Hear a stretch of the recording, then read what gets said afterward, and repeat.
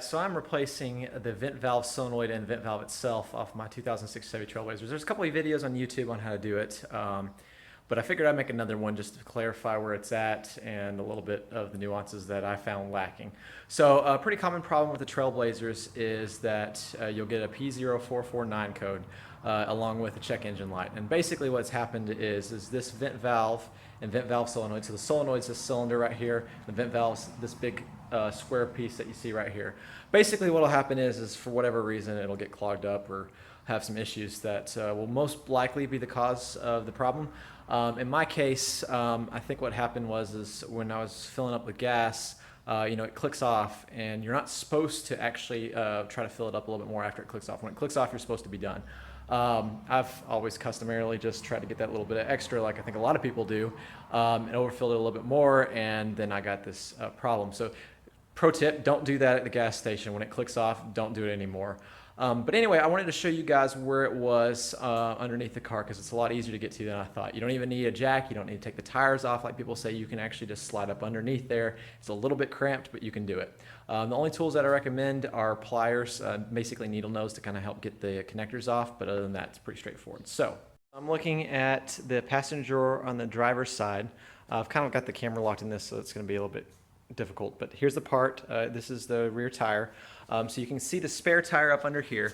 The vent valve essentially is going to be crawling up right up under there in the middle, and we'll see it. So getting up under here, you can see we're going to scoot back towards, and I recommend wearing safety glasses for this just because you're going to have crap coming in your face.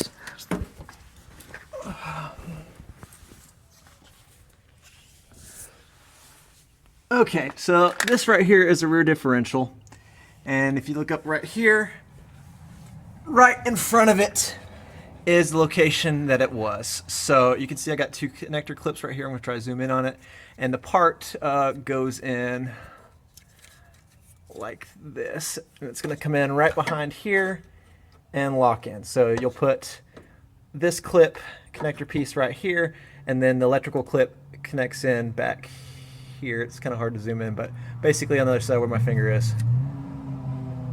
There we go. There's it right there. And then this whole unit slips on just kind of like that on this lock right here. So this big piece where my thumb is will connect right here, and then you'll be good to go. So I'm going to try to zoom out a little bit, but that is the tire on the driver's side. It's the rear tire, and I'm laying down pretty much directly perpendicular to it, and it's just right there. So I'll try to zoom out in a second and show you exactly where it is coming in from the backside, but it's really easy to get to.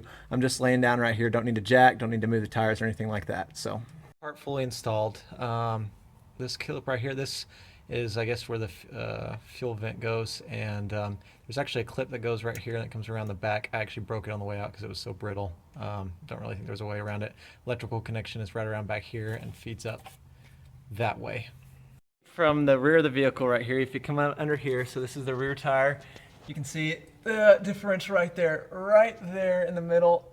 It's kind of hard to see, but I'll zoom in on it. But you can actually see where it is right there. And that's all there is to it. Pretty easy fix.